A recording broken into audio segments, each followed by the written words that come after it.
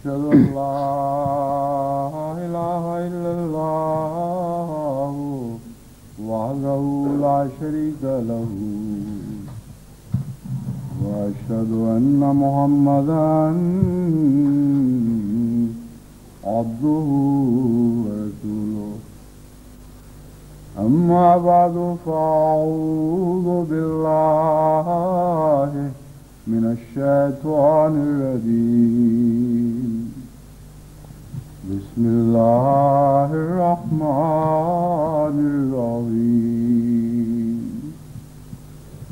الحمد لله رب العالمين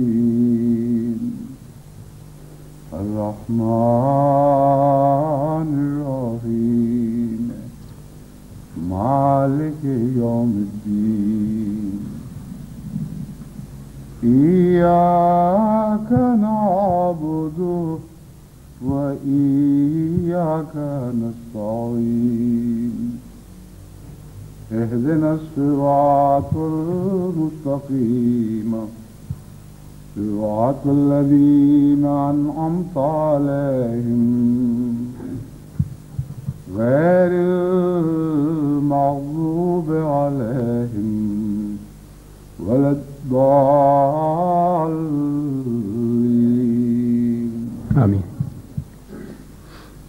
وأنذرهم يوم العاصفة إذ القلوب لدى الحناجر كاظمين ما للظالمين من حميم ولا شفيع يطاع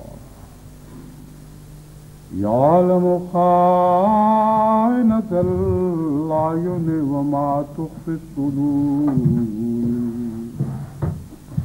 والله يقضي بالحق والذين يدعون من دونه لا يقضون بشيء إن الله هو السميع البصير. سورہ المومن آیات 19-31. کینیڈا سفر پر روانگی سے پہلے خیانت کا مضمون چل رہا تھا کہ کس طرح خیانت نے بھی مختلف بتوں کی صورت میں انسان کے دل میں اپنے اڈے جمائے ہوتے ہیں، اور جب تک یہ بت نہ ٹوٹیں ان کی جگہ خدا نہیں آ سکتا. اس سلسلے میں ابھی گفتگو جاری تھی کہ وقت ختم ہو گیا، اور میں نے یہ ذکر کیا تھا کہ انشاءاللہ آئندہ خطبے سے اسی مضمون کو شروع کیا جائے گا. یہ آیات جن کی میں نے تلاوت کی ہے، ان میں خیانت ہی کے مضمون پر مختلف پہلوؤں سے روشنی ڈالی گئی ہے.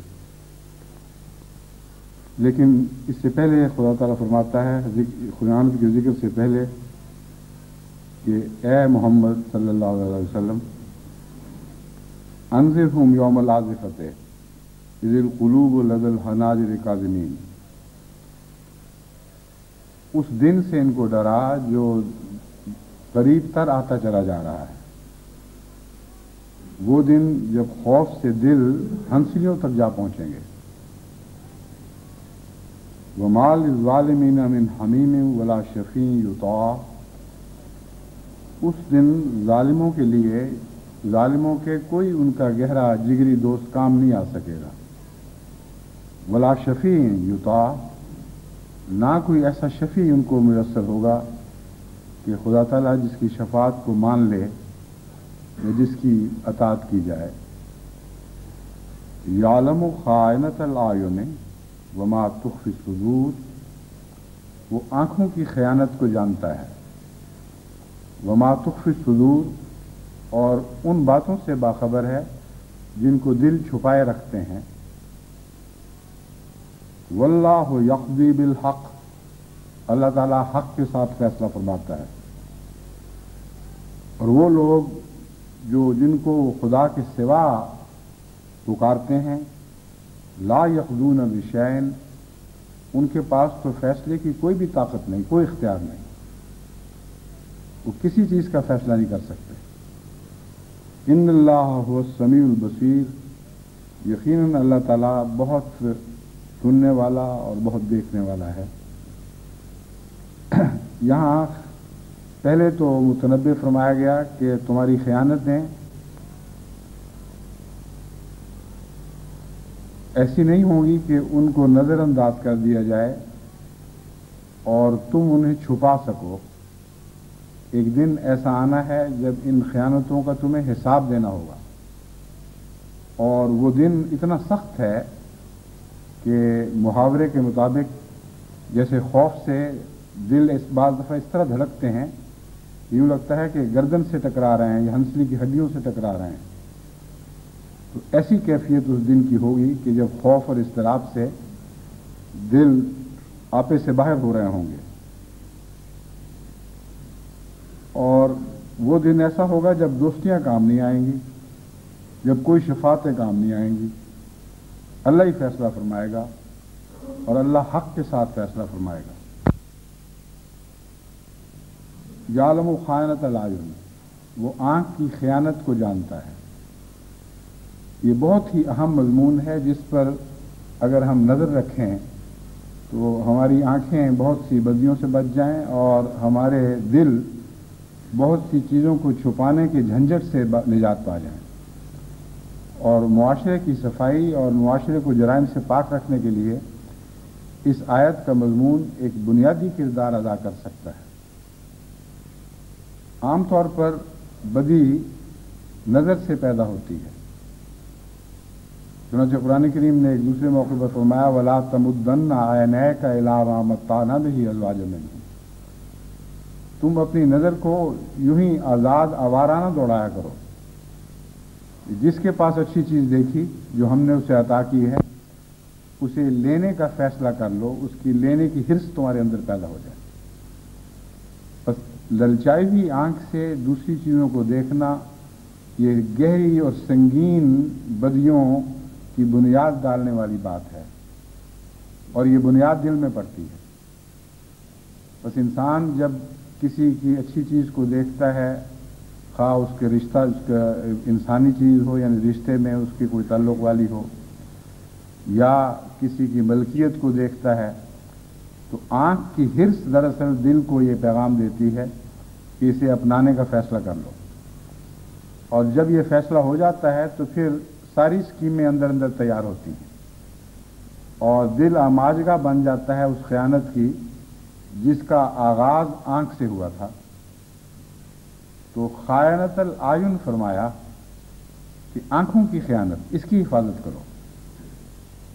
یہ ایسا ہی مضمون ہے جیسے دوسری جگہ فرمایا کہ سرحدوں پر گھوڑے باندھو، اس بات کا انتظار نہ کرو کہ دشمن تمہارے گھر تک پہنچ جائے پھر دفاع کی کارروائی شروع کرو۔ تو آنکھ وہ سرحد ہے جہاں خیانت کا دفاع ہونا چاہیے۔ اگر آنکھ سے خیانت کا دفاع ہو جائے تو پھر دل کا مضمون صاف اور دل کا حال صاف ہی رہتا ہے، دل پاکیزہ رہتا ہے، اور اس کو پھر کسی قسم کا اور خطرہ درپیش نہیں ہوتا۔ تو کتنی لطافت کے ساتھ خدا تعالیٰ نے اس مضمون کو بیان فرمایا کہ آنکھوں کی حفاظت کرو۔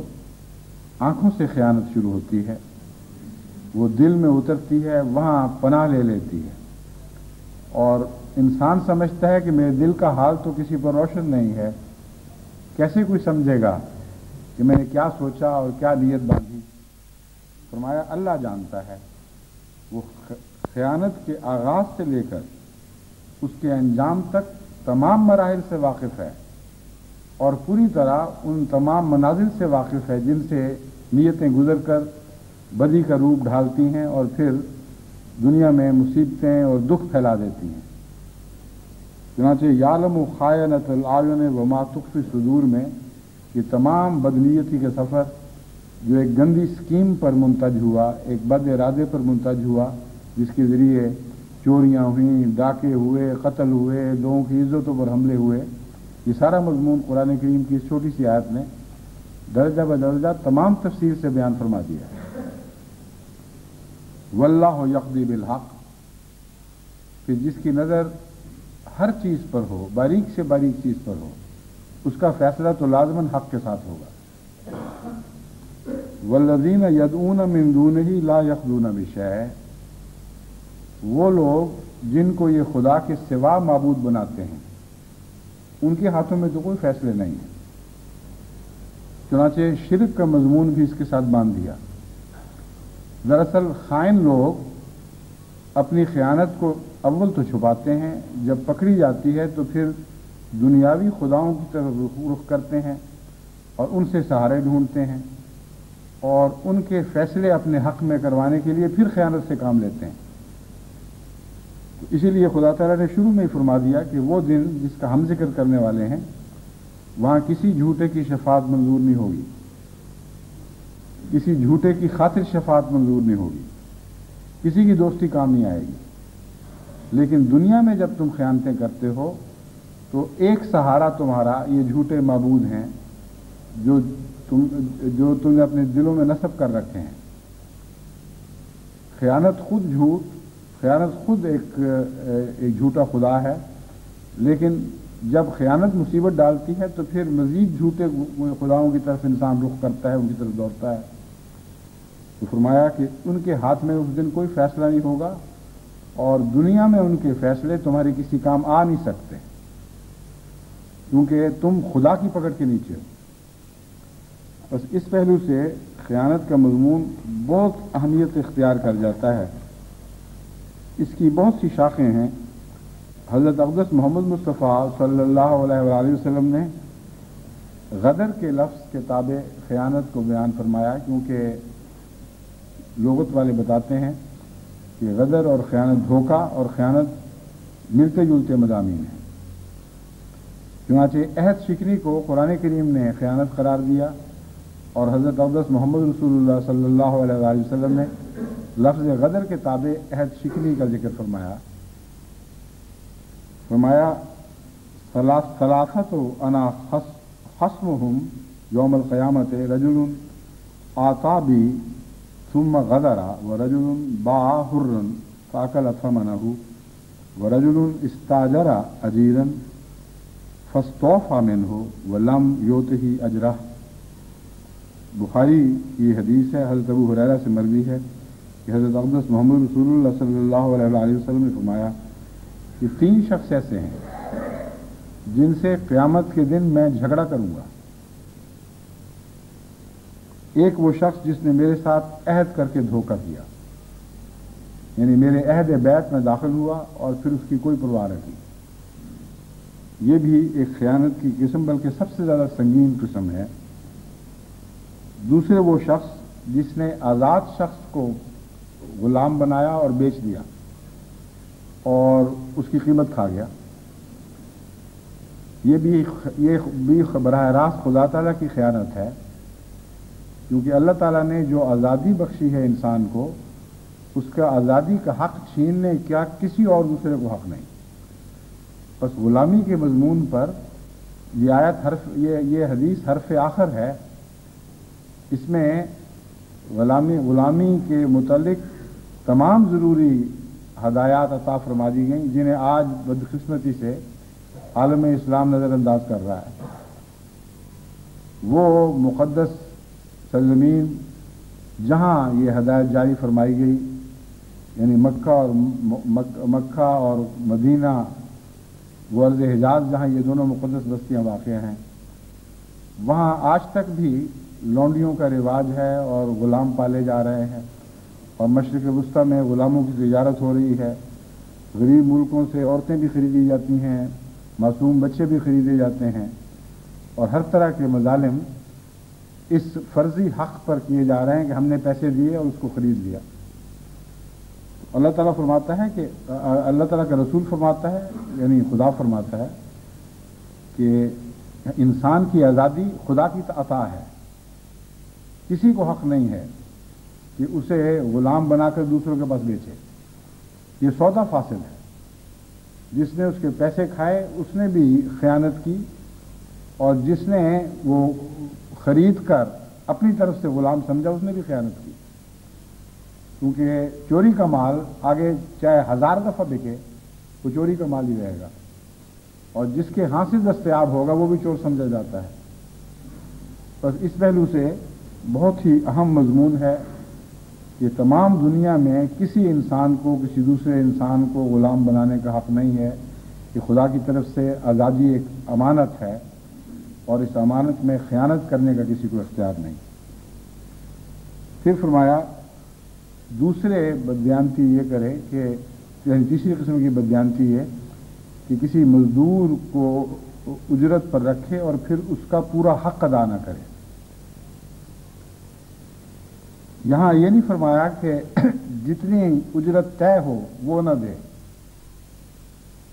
فرمایا استاجر اجیرن فاستوفی منہ ولم یؤتہ اجرہ، اس سے تو پورا فائدہ اٹھا لیا اور اس کا جو حق ہے وہ ادا نہیں کیا۔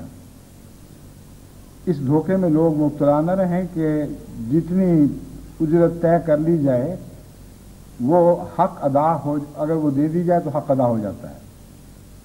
امر واقعہ یہ ہے کہ جب فاقے پڑتے ہیں، غریب ملکوں میں مصیبتیں عائد ہوتی ہیں تو وہاں حق سے اجرت کم ہو جایا کرتی ہے، اور اس کو ایکسپلائٹیشن کہا جاتا ہے، یعنی استحصال ہو رہا ہے کسی کا۔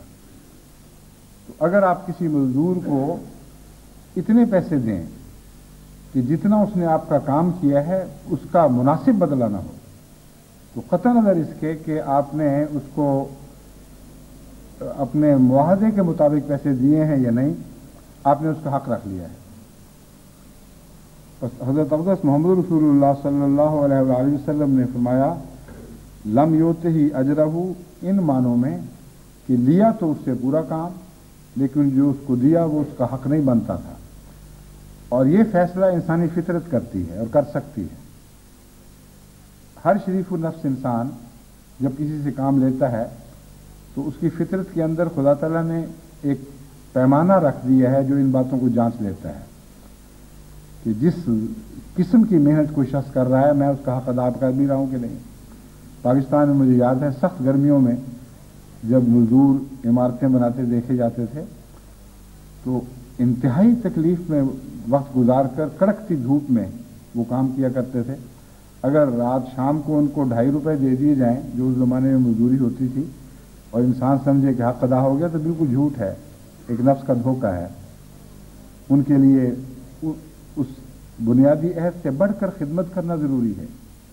ایسے موقعوں پر ان کے لیے شربت کا انتظام کرنا، کھانا پیش کرنا اور سہولتیں مہیا کرنا، اور اجرت سے بڑھ کر جو طے شدہ اجرت ہے اس سے بڑھ کر ادا کرنا، یہ ہے جو امانت کا حق ادا کرنے والی بات ہے۔ اس سے بڑے جتنی چیزیں ہیں اس میں کچھ نہ کچھ خیانت شامل ہو جاتی ہے، اور خصوصاً اس معاملے میں احتیاط کی اس لیے ضرورت ہے کہ حضرت محمد رسول اللہ صلی اللہ علیہ وآلہ وسلم فرماتے ہیں کہ قیامت کے دن ایسے شخص سے میں جھگڑوں گا، میں اس غریب کا وکیل بنوں گا جس سے محنت کی کروائی گئی، جس سے پورا کام لیا گیا اور اس کا حق ادا نہیں کیا گیا۔ تو جماعت احمدیہ کو اس حدیث کو ہمیشہ حرز جان بنا کر رکھنا چاہیے۔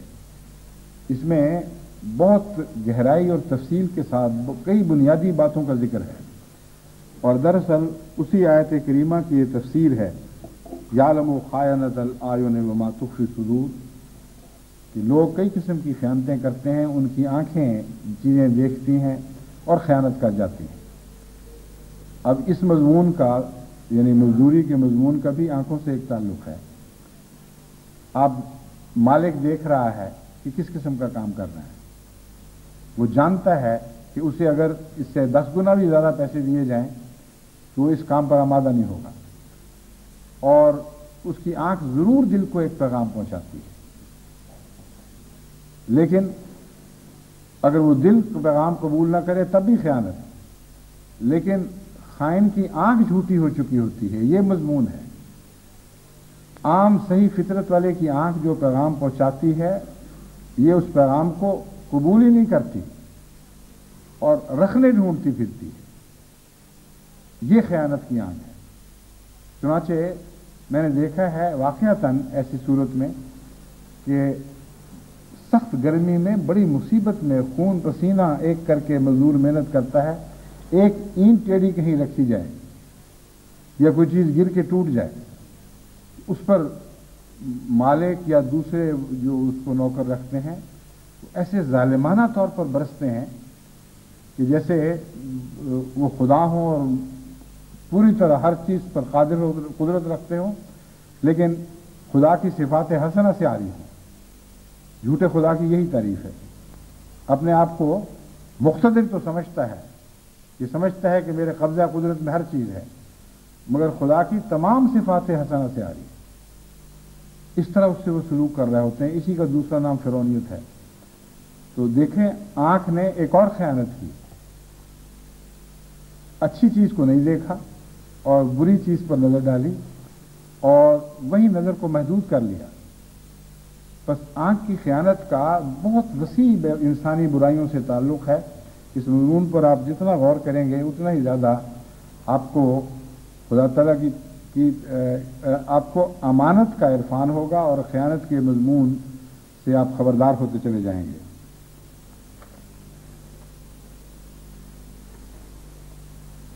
आगे इसी मज़मून की बहुत सी मिसालें हैं जो मसलन कुरान करीम ने खुद बयान फरमाई हैं। मैं अब उन मिसालों का जिक्र करता हूँ। एक बड़ी अहम मिसाल है, ज़रबल्लाहु मसलन लिल्लज़ीना कफ़रू इम्राअत नूह व इम्राअत लूत।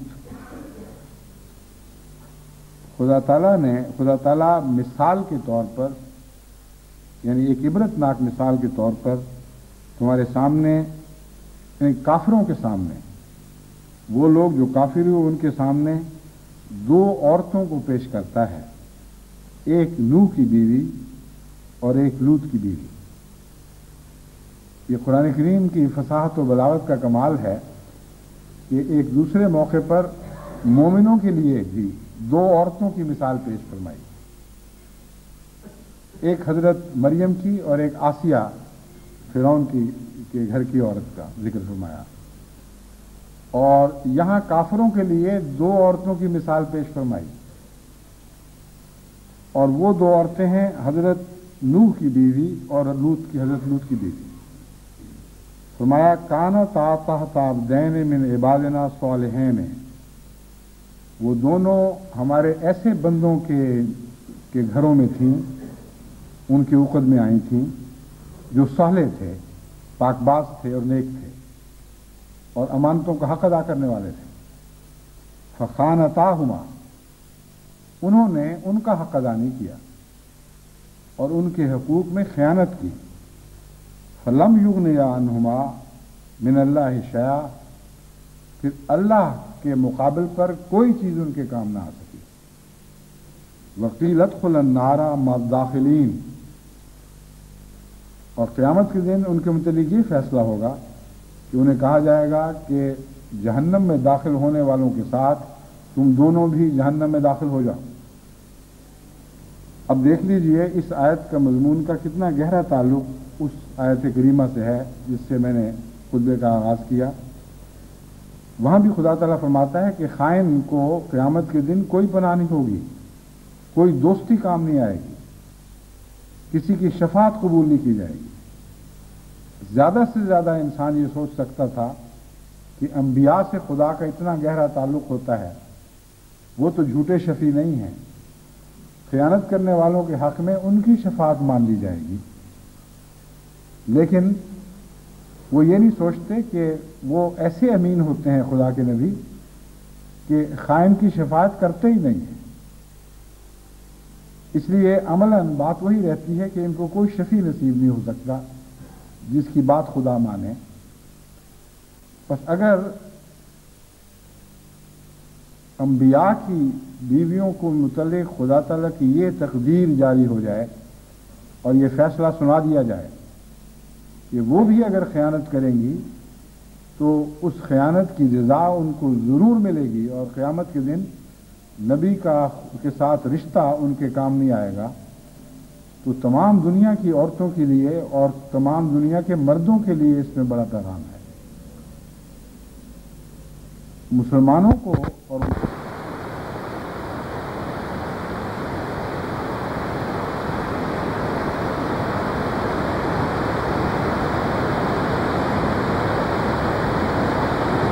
not have such a habitation believers. Therefore, I give this example for the unbelievers, that the faith and such treachery cannot come together. Secondly, if काफिरों पर भी इसका असर है। अब देखें कुरान करीम की आयत का अहादीस से कितना गहरा ताल्लुक है। एक दूसरे मौके पर हज़रत अक़दस मोहम्मद रसूलुल्लाह सल्लल्लाहु अलैहि वसल्लम ने फरमाया कि जो शख्स ये गुनाह करता है उस वक्त वो मोमिन नहीं होता। इसकी सनद इसी आयत करीमा में है। ये खयानत ऐसी खयानत है जिसके मुतल्लिक फरमाया गया कि ये मोमिनों पर सादिक़ी है, ये काफिरों पर ये मिसाल सादिक़ आएगी। मोमिनों के लिए जो मिसाल चुनी, इसके बिल्कुल बरक्स एक ऐसी औरत की चुनी जो पाकबाजी में एक तमसील बन गई, यानी हजरत मरियम अलैहिस्सलातु वस्सलाम। हजरत मरियम को पाकबाजी का एक सबसे आला और अरफा नमूना औरतों में बनाकर पेश फरमाया और मोमिनों को कहा कि तुम्हारे लिए ये है तमसील है, ये नमूना है, इसको इख्तियार करो। इस मजमून में और भी बहुत सी बातें हैं। आसिया को क्यों चुना गया, उसकी क्या वजूहात हैं, ये साहिब इरफान के लिए गौर की बहुत सी बातें हैं और बहुत अल्लाह ताला के फजल के साथ इसमें अजीम शान पैगामात हैं। मुझे याद है एक दफ़ा एक पाकिस्तान का मुल्ला सवाल और जवाब की मजलिस में आया, उसने बड़े तंज के साथ ये सवाल उठाया कि हजरत मसीह मौऊद अलैहिस्सलातु वस्सलाम के मुतालिक कि मिर्ज़ा साहब ने तो लिखा है कि एक वक्त ऐसा आया कि मेरी मरियमी हालत हो गई और उस मरियमी हालत में बहुत तकलीफ में से मैं गुजरा और फिर मेरे रूहानी बच्चा हुआ और वो मसीह है जो मैं हूं। तो बहुत उसने नमक मिर्च लगाया और बड़े नखरों के साथ ये एतराज़ उठाया। बड़ी भारी मजलिस थी, सैकड़ों आदमी उसमें शामिल थे और उसने मजलिस के मिजाज को बिगाड़ने के लिए बहुत ही तंज के साथ काम लिया। तो बताइए वो कैसे क्या क्या गुजरी उनके ऊपर, मिर्जा साहब कि किस तरह बच्चा हुआ वो और किस तरह हमल ठहरा, किसका हमल था, वगैरह वगैरह। मैंने उससे कहा कि मौलवी साहब आपने बात खत्म कर ली, तो अब मुझसे मेरी बात सुन लीजिए। कुरान करीम ने यह फरमाया है कि मोमिनों के लिए दो औरतों की मिसालें हैं, एक मरियम की और एक इमरात नूह की। तो आपने अपने लिए आला मिसाल तो नहीं चुनी, उस पर तो आपने मजाक शुरू कर दिए हैं। मरियम की मिसाल तो आपने हजरत मसीह मौऊद अलैहिस्सलाम के लिए रहने दी है। तो अगर आप मोमिन हैं तो आपके लिए मफर नहीं है इस बात से कि आला मिसाल नहीं चुनते तो कम से कम अदना मिसाल ही अपने ऊपर सादिक करके दिखाएं। हजरत मसीह मौऊद अलैहिस्सलाम ने तो मरियमी हालत में से गुजर कर उस रूहानी पाकबाजी का नमूना दिखा दिया जिसमें शैतान के मस के बगैर रूहानी औलाद नसीब होती है और कोई जाती तमन्ना, कोई जाती ख्वाहिश, कोई गंदा जज्बा जो शैतान से निकलता है उस रूहानी वलादत में कार फरमा नहीं होता। वरना हजारहा लोग ऐसे हैं जिनको तमन्ना होती है कि रूहानी तरक्की करें, नफ्स उनको धोखे देता, कई किस्म के तवहामात इल्हाम बन जाते, कई किस्म के पैगामात के गलत मतलब निकालते और अपने मरातिब बढ़ाते रहते हैं।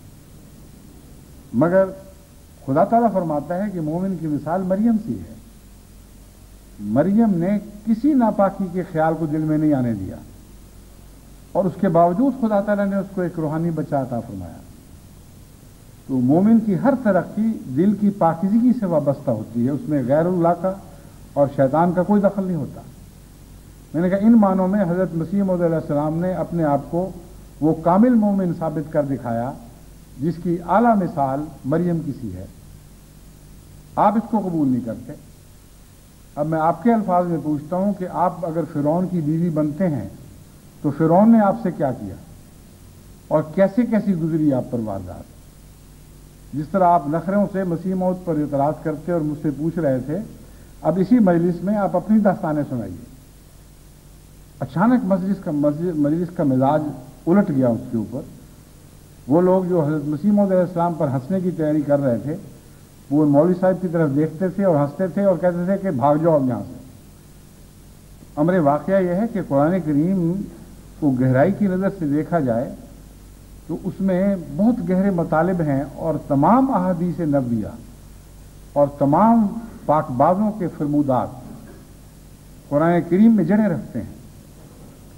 اس لیے بدبخت اور بدنصیب ہے جو پاک لوگوں کے کلام پر ہنسی اور ٹھٹھے میں جلدی کرتا ہے۔ بعض دفعہ وہ کلام سمجھ نہیں آتا اور عجیب محسوس ہوتا ہے، لیکن اگر انسان کو یہ بنیادی حقیقت معلوم ہو کہ خدا کے بندوں کی باتیں خدا کے کلام میں اپنی جڑیں رکھتی ہیں، وہیں سے پھوٹتی ہیں، تو انسان تلاش کرے تو اس جگہ تک پہنچ جاتا ہے۔ بس انہی معنوں میں جب آپ دیکھیں تو حضرت اقدس محمد رسول اللہ صلی اللہ علیہ وآلہ وسلم کی تمام فرمودات قرآن کریم کی کسی نہ کسی آیت میں پیوست ہیں، اور کسی ایک خاص گناہ کے متعلق آپ کا یہ فرمانا کہ وہ گناہ کرتے وقت انسان مومن نہیں رہتا، یا اس قسم کی دوسری خیانتوں کے متعلق یہ فرمانا، قرآن کریم میں جو مثلا یہ آیت ہے اس سے استنباط ہوتا ہے، اور بھی آیات سے استنباط ہوتا ہوگا۔ بس بنیادی بات یہ ہے کہ خیانت کرنے والا حقیقت میں مومن نہیں رہتا۔ جب وہ خیانت کرتا ہے وہ ایمان کے دائرے سے باہر نکل جاتا ہے۔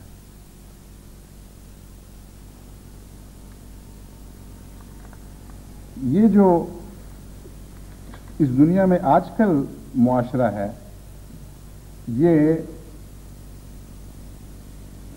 ایسا خطرناک ہوتا چلا جا رہا ہے کہ اس آیت کے مضمون کو زیادہ سے زیادہ سمجھنے اور دوسروں میں اس کی تشہیر کی ضرورت ہے۔ اس کے مقابل پر خدا تعالیٰ نے حضرت یوسف علیہ السلام کی مثال رکھی اور اس کا بھی خیانت کی اصطلاح میں ذکر فرمایا۔ حضرت یوسف علیہ السلام کو جب بالآخر قید سے رہائی نصیب ہوئی تو آپ نے فرمایا کہ میں اس جیل خانے سے باہر نہیں آؤں گا جب تک اس عورت سے پہلے پوچھا نہ جائے جس نے مجھ پر الزام رکھا تھا کہ میں کیسا تھا۔ جب اس تک یہ پیغام پہنچایا گیا تو اس نے اپنے جرم کا اعتراف کیا اور کہا کہ وہ پاک بندہ تھا خدا کا۔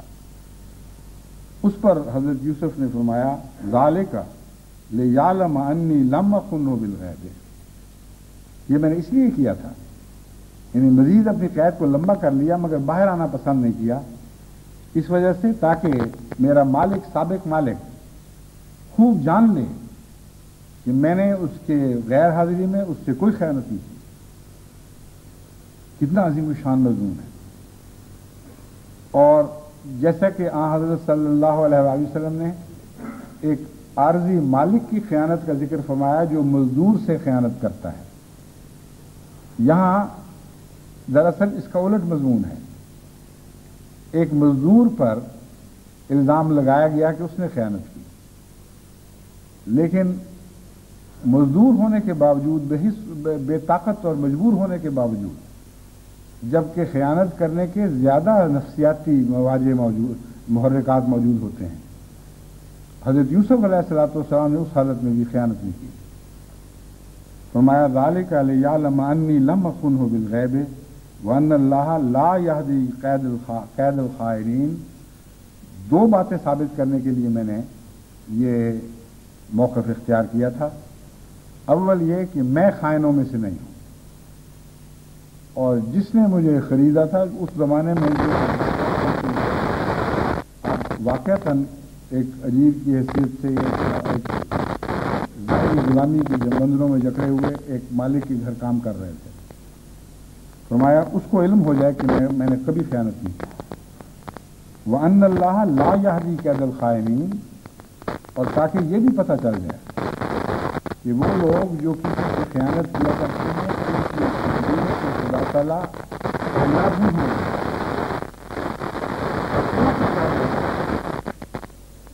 پس قید خانے سے حضرت یوسف علیہ السلام بادشاہت تک جا پہنچے اور اس وقت کے بادشاہ یعنی عزیز مصر کے تابع اس کی اقتدار میں شامل ہو گئے. بہت بڑا مرتبہ آپ کو عطا ہوا. سارے خزائن آپ کے سپرد کر دیے گئے اور وزیر دفاع کی بھی بڑی طاقت ہوتی ہے، مگر آخری تان جو ٹوٹتی ہے وہ اقتصادیات پر ہی ٹوٹا کرتی ہے. جس کے ہاتھ میں ملک کی اقتصادیات ہوں دراصل وہی بادشاہ ہے. بس حضرت یوسف علیہ السلام کو عملاً قید خانے سے مصر کی بادشاہی نصیب ہو گئی. اور یہ معنی ہے کہ دیکھو اللہ تعالیٰ خیانت کرنے والوں کی تدبیروں کو کامیاب نہیں ہونے دیتا، الٹ نتیجہ نکالتا ہے. خیانت اس نے کی تھی جس نے مجھ پر الزام لگایا، اور اس کا نتیجہ کیا نکلا؟ دیکھو آج میں کس حال کس شان تک پہنچ گیا ہوں. بس خیانت سے بچنا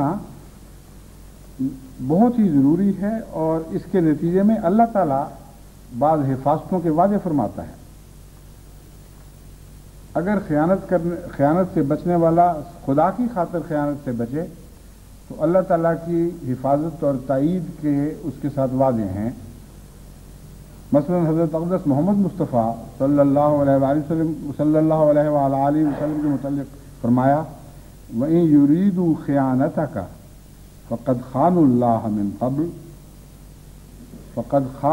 مِن قَبْلُ فَأَمْكَنَ مِنْهُمْ وَاللَّهُ عَلِيمٌ حَكِيمٌ. کہ دیکھو اگر تجھ سے یہ باتیں کرتے ہیں، جھوٹے وعدے کرتے ہیں، جھوٹی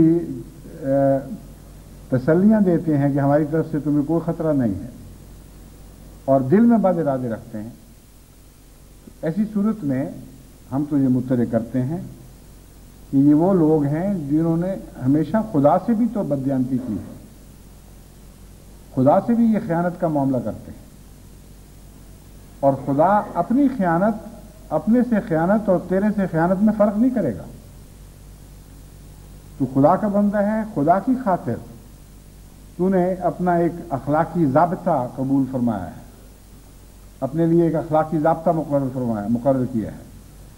ان حدود میں رہتے ہوئے ہم تجھے کسی خائن کی چالاکی کا شکار نہیں ہونے دیں گے. فرمایا فقد خان اللہ من قبل، اللہ سے بھی تو خیانت کرتے تھے، کب خدا نے ان کی خیانت چلنے دی ہے؟ فَأَمْكَنَ مِنْهُمْ، اللہ تعالیٰ نے ہمیشہ ان کو عاجز کر دیا ہے. اور تجھ سے بھی یہی وعدہ ہے کہ خدا تعالیٰ تیرے سامنے ان کو عاجز کر دے گا اور ان کی کوئی پیش نہیں جائے گی تیرے خلاف. واللہ علیم حکیم، تجھے ان کی خیانتوں کا علم ہو یا نہ ہو، اللہ تعالیٰ بہت ہی علم رکھنے والا اور بہت ہی حکمتوں والا ہے. یہ وعدہ صرف مومنوں کے لیے نہیں، رسول اکرم صلی اللہ علیہ وآلہ وسلم کے لیے نہیں، بلکہ تمام مومنوں سے یہ وعدہ فرمایا. ان اللہ یدافع عن الذین آمنوا ان اللہ لا یحب کل خوان کفور.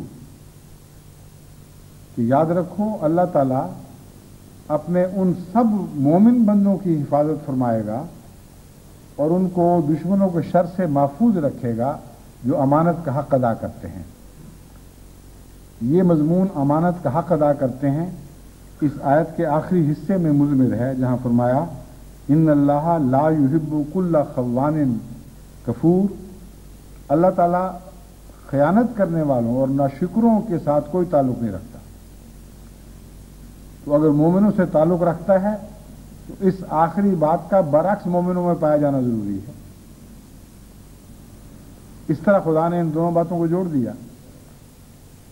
شروع میں فرمایا کہ میں وعدہ کرتا ہوں کہ مومنوں کا ہر قسم کا دفاع کروں گا، ان کو کوئی خطرہ نہیں.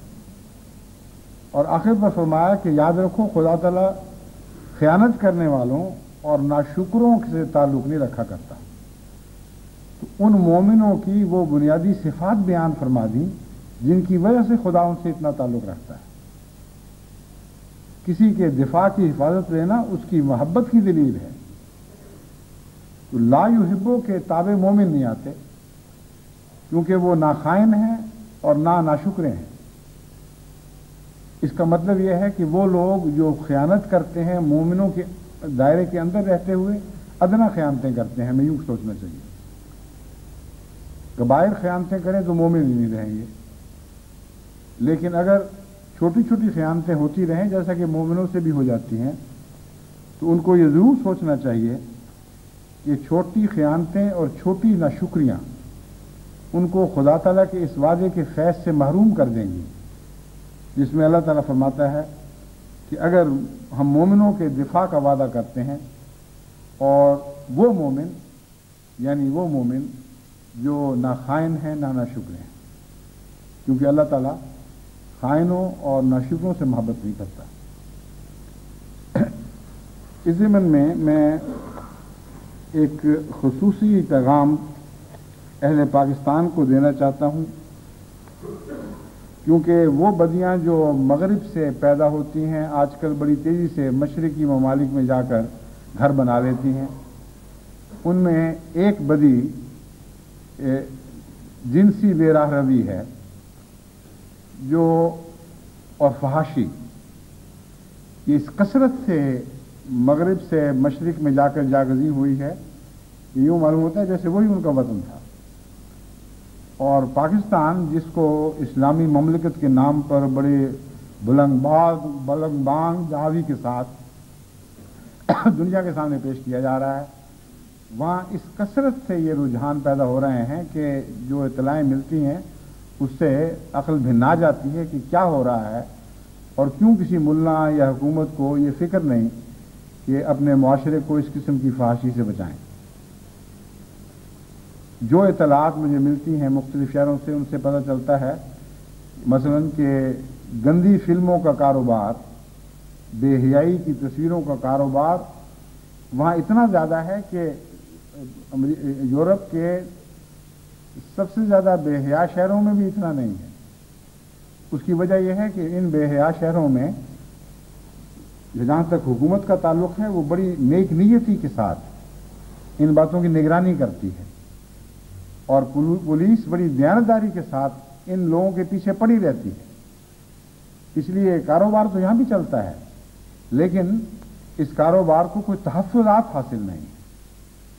لیکن پاکستان جیسے بدنصیب ملک میں جہاں پولیس بددیانت ہو، جہاں کے وزراء یہ اعلان کریں خود برسر عام کہ ہماری پولیس کلیتاً بددیانت اور بے اعتماد ہو چکی ہے، وہاں جہاں حکومت کو حقیقت میں اس بات کی کوئی پرواہ نہ رہے کہ عوام کے کیسے اخلاق ہیں اور کیا کیا چیزیں ان اخلاق کو تباہ کر رہی ہیں، جہاں ملا کو کوئی شعور ہی نہ ہو کہ اعلیٰ اسلامی قدریں ہیں کیا اور ان پر اس ملک میں کیا بن رہی ہے، وہاں یہ چیزیں کھلے بندوں عام فروخت ہوتی اور اس کثرت سے نشو و نما پاتی ہیں کہ جیسے کوئی بیماری کسی جسم کے اوپر مکمل قبضہ کر لے اور دفاع کی ساری صلاحیتیں خابیدہ ہو جائیں، سو جائیں، ان میں احساس ہی باقی نہ رہے کہ ہم پر کیا ہو رہا ہے۔ اس سلسلے میں خاص طور پر احمدی نوجوانوں کو اور نظام جماعت کو متنبع کرنا چاہتا ہوں کہ اس بات کی نگرانی رکھیں، جب ایک بدی عام پھیل جاتی ہے تو اس کے اثرات ضرور ہر جگہ پہنچتے ہیں۔ یہ ہو نہیں سکتا کہ احمدی معاشرہ ان چیزوں سے کلیتاً پاک رہے، کیونکہ سمندر میں جب ایک کپڑے کو پھینکا جاتا ہے تو بالآخر اس میں پانی سرایت کرتا ہے، بعض چیزوں میں کم کرتا ہے اور آہستہ کرتا ہے، بعض چیزوں میں زیادہ تیزی سے کرتا ہے اور مکمل سرایت کر جاتا ہے، لیکن جماعت کے معاشرے کو بیدار مغزی کے ساتھ اور مسلسل محنت اور توجہ کے ساتھ اپنی حفاظت کرنی ہوگی، ورنہ یہ چیزیں ان میں راہ پا جائیں گی اور ہو سکتا ہے کسی حد تک پا گئی ہوں، اور ایسی صورت میں پھر اس کے بہت ہی خطرناک نتائج نکلیں گے۔ وہ جو دو مثالیں میں نے بیان کی ہیں وہ کہ امرأۃ نوح اور امرأۃ لوط، وہ مثالیں پھر صادق آنے لگتی ہیں معاشرے پر اور پھر کوئی ان کو روک نہیں سکتا۔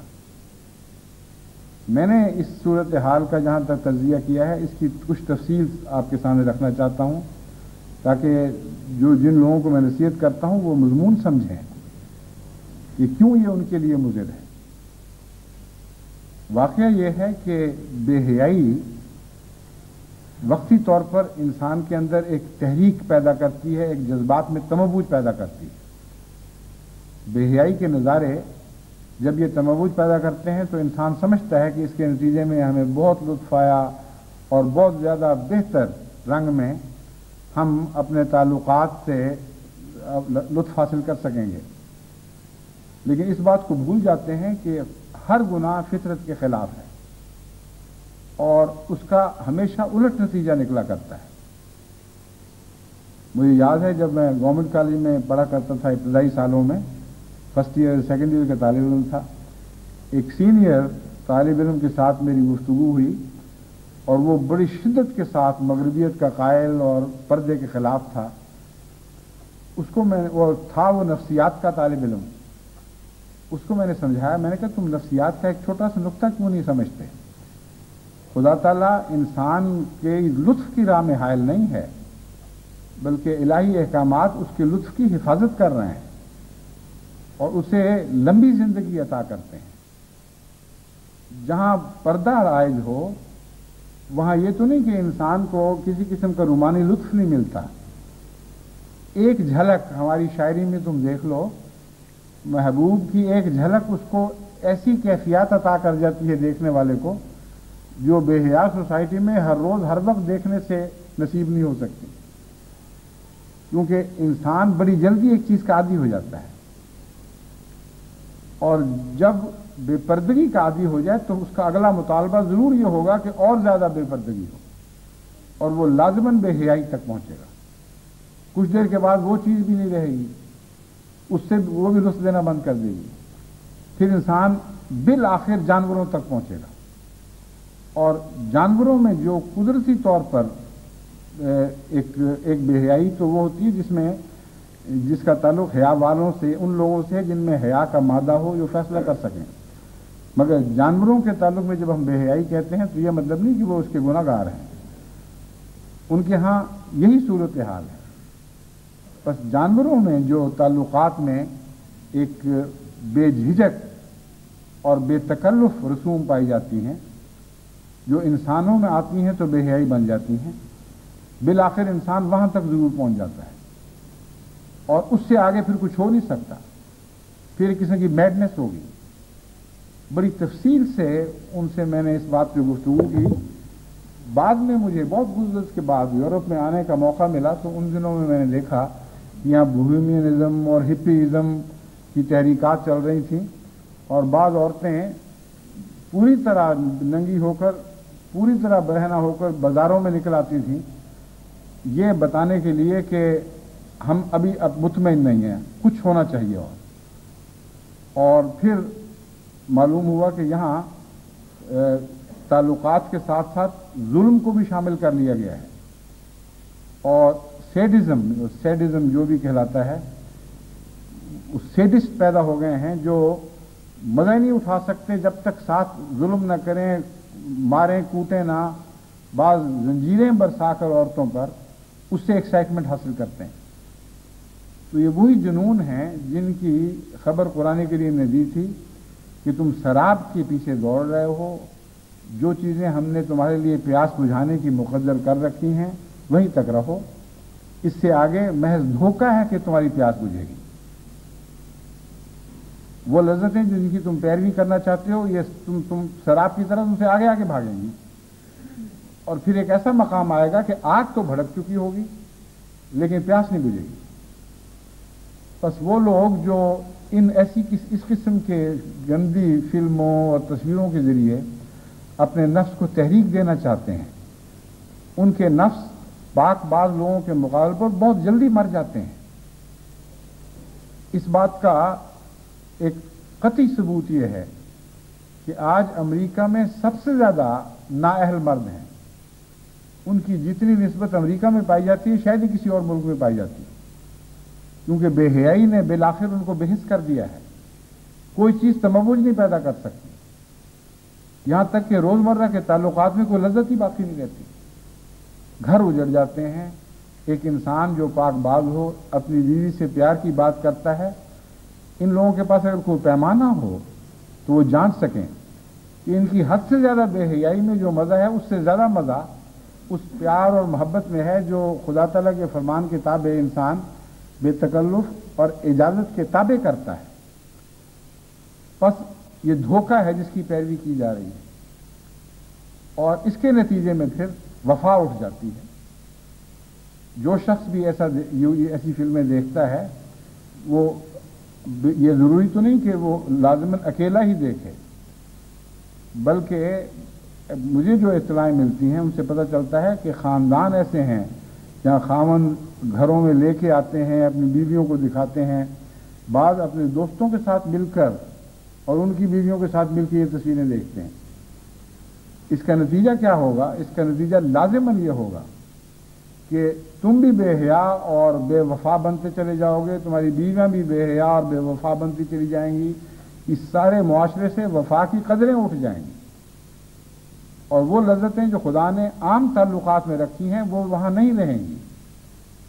پھر تمہیں بوہیمین بننا پڑے گا، پھر تمہیں ان جانوروں جیسی وہ حرکات کرنی پڑیں گی جن کو تم شوق سے پیسے خرچ کر کے دیکھتے ہو.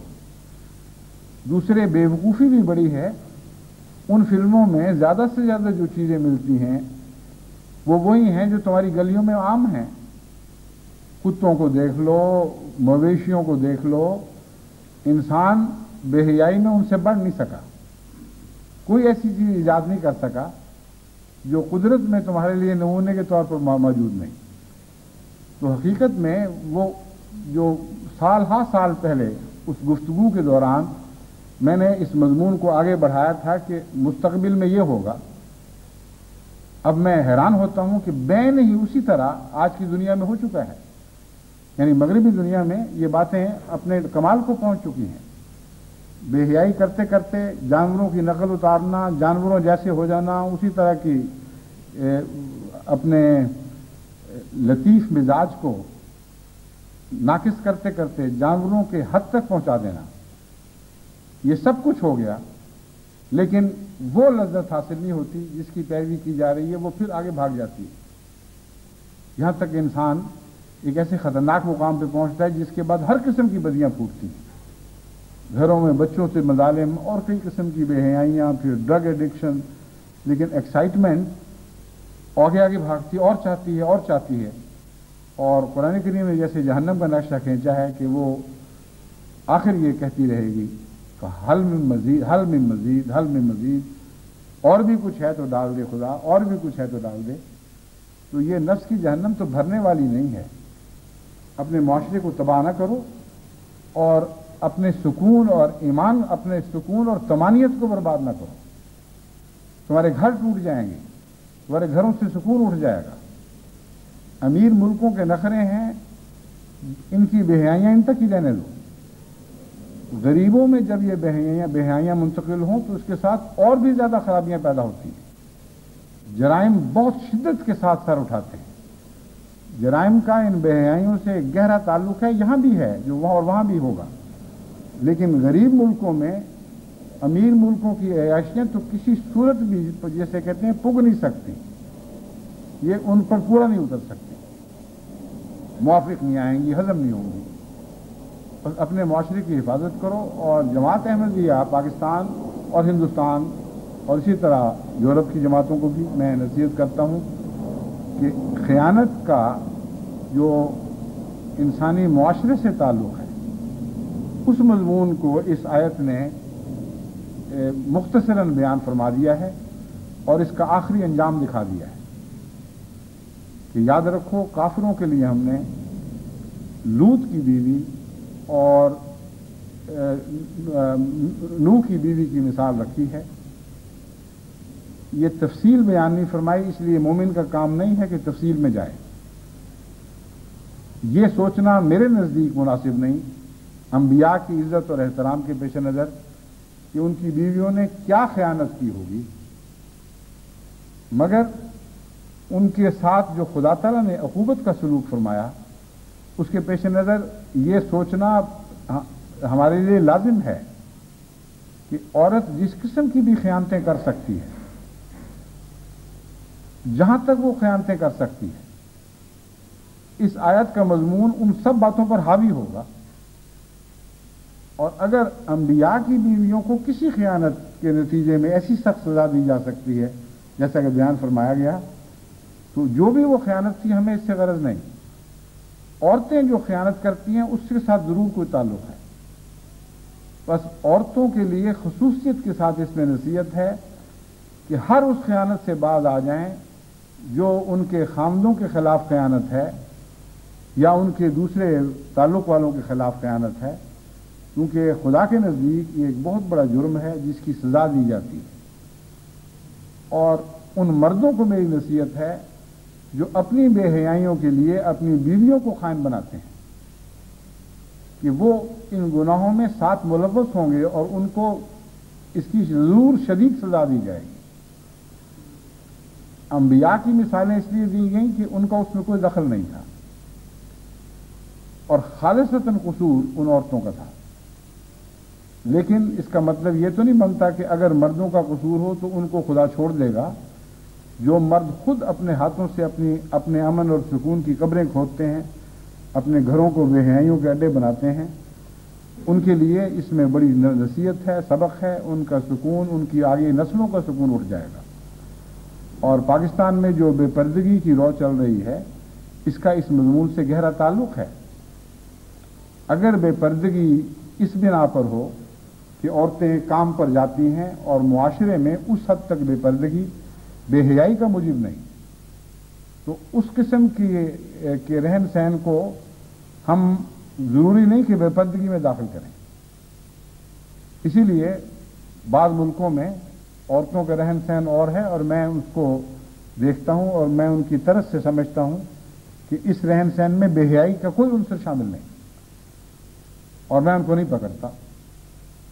تو بعض لوگ سمجھتے ہیں کہ میں نے آنکھیں بند کر لی ہیں ان باتوں سے، اب یہ ٹھیک ہے، کھلی چھٹی ہے، جو چاہے جو کرے. ہرگز نہیں.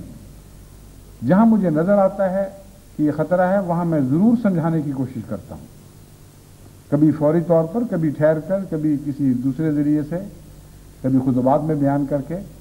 لیکن بے پردگی کا ایک تعلق ضرور بے حیائی سے ہے، اور جن معاشروں میں بے حیائی اصل محرک ہو اور اصل وجہ بے پردگی کی نمائش ہو اور یہ ہو کہ عورت اپنے آپ کو زیادہ خوبصورت بنا کر غیروں کو دکھائے اور ان سے تعلقات بنائے یا کم سے کم رمزے کنائے ہوں اور بے تکلف اپنی نمائش کر سکے اور اپنی جانب ان کو کھینچ سکے، وہاں وہ عورتیں بھی ہزار بہانے پیش کر سکتی ہیں کہ ہمیں تو کالجوں کو جانا ہے، ہمیں تو فلاں جگہ جانا ہے، ہم نے فلاں کام کرنے ہیں، اس لیے ہم اس قسم کے پردے نہیں پہن کر سکتے جو آپ سمجھتے ہیں کہ پرانے زمانے کی باتیں ہوں گی.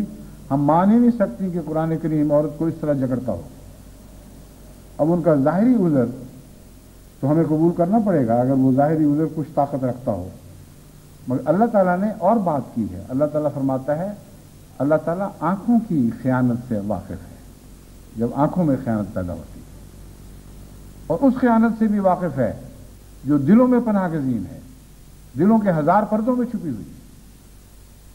تو ایسے خاندانوں سے جو عذر رکھ کر خود اپنے مستقبل کو تباہ کرتے ہیں اور اپنی اولادوں کے امن اور سکون کو لوٹنے کے سامان کر رہے ہیں، ان سے میں یہ کہتا ہوں کہ نہ میں تم سے کوئی بحث کر سکتا ہوں، نہ جماعت کے وہ مخلص بندے جو تمہیں نصیحت کے رنگ میں اچھی باتیں کہتے ہیں اور تم سے بری باتیں سنتے ہیں، وہ تم سے کوئی بحث کر سکتے ہیں. لیکن خدا تم سے بحث کر سکتا ہے. اور ایک بحث کرنے والا ایسا ہے جس نے تم سے وعدہ کیا ہے کہ قیامت کے دن میں ضرور بحث کروں گا، میں ضرور حجت کروں گا تم سے، اور وہ محمد مصطفیٰ صلی اللہ علیہ وآلہ وسلم ہے. ان کی بحث کا مطلب یہ ہوگا کہ اس وقت تک تم اپنے نتائج کی بدی کو پا چکے ہو، تم پر روشن ہو چکی ہوگی بات کہ تم غلط تھے. بس پردے کا مضمون ہو یا کوئی اور مضمون ہو، خیانت کے مفہوم کو اچھی طرح سمجھتے ہوئے اگر آپ اپنے معاشرے کی اصلاح کی کوشش کریں گے تو اسی میں آپ کے لیے خیر، اسی میں آپ کے لیے برکت ہے. خدا کرے کہ جماعت کے خلاف حضرت محمد مصطفیٰ صلی اللہ علیہ وسلم قیامت کے دن کوئی حجت نہ کریں اور جماعت کے عمل سے پوری طرح مطمئن اور راضی ہوں، کیونکہ جس کے ساتھ محمد رسول اللہ راضی ہوں گے، خدا گواہ ہے کہ خدا اس سے ضرور راضی ہوگا۔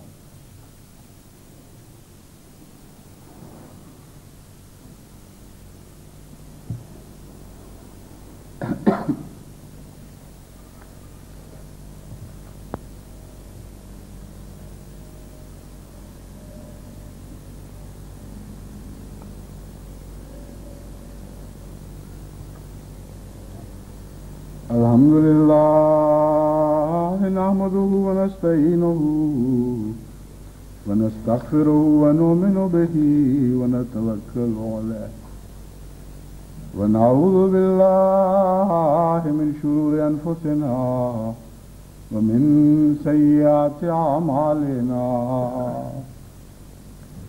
من يهده الله فلا مضل له ومن يضلله فلا هادي له ونشهد أن لا إله إلا الله وحده لا شريك له ونشهد أن محمدا عبده ورسوله عباد الله رحمكم الله إن الله يأمر بالعدل والإحسان وإيتاء ذي القربى وينهى عن الفحشاء والمنكر والبغي يعظكم لعلكم تذكرون اذكروا الله يذكركم وادعوه يستجب لكم ولذكر الله أكبر